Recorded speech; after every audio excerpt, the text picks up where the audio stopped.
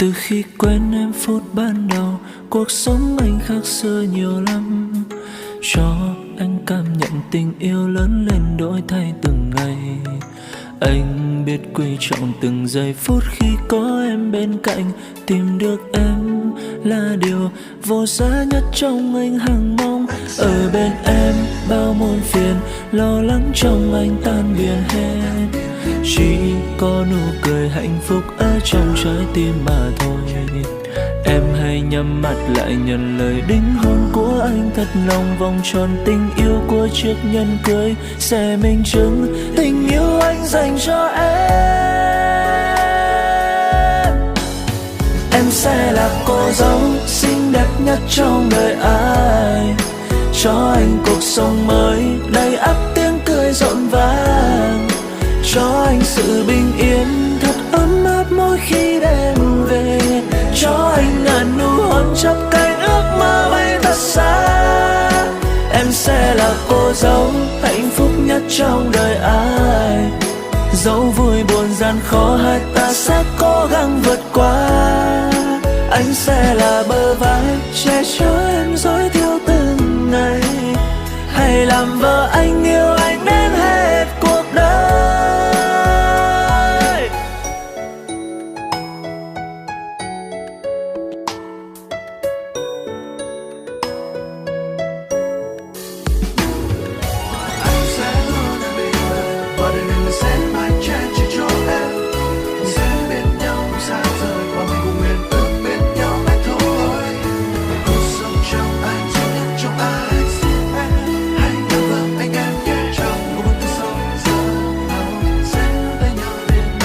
Ở bên em bao muôn phiền, lo lắng trong anh tan biến hết.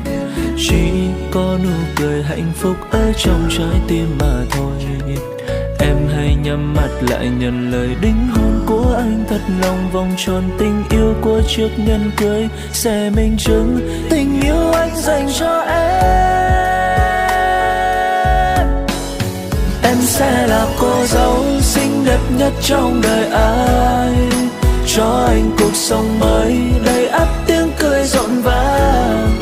Cho anh sự bình yên thật ấm áp mỗi khi đêm về. Cho anh ngàn nụ hôn chắp cánh ước mơ bay thật xa. Em sẽ là cô dâu hạnh phúc nhất trong đời ai, dẫu vui buồn gian khó hết ta sẽ cố gắng vượt qua.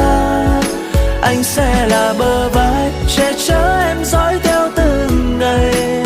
Hãy làm vợ anh yêu anh đến hết cuộc đời.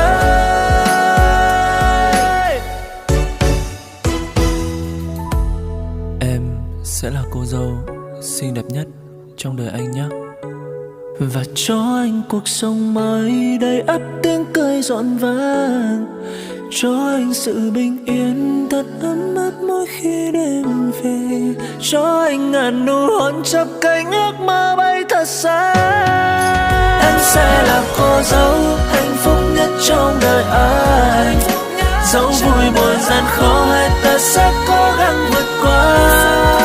Anh sẽ là bờ vai che chở em dõi theo từng ngày. Hãy làm vợ anh yêu anh đến hết cuộc đời.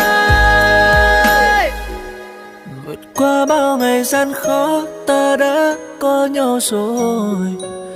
Hãy làm vợ anh em nhé, người yêu ơi.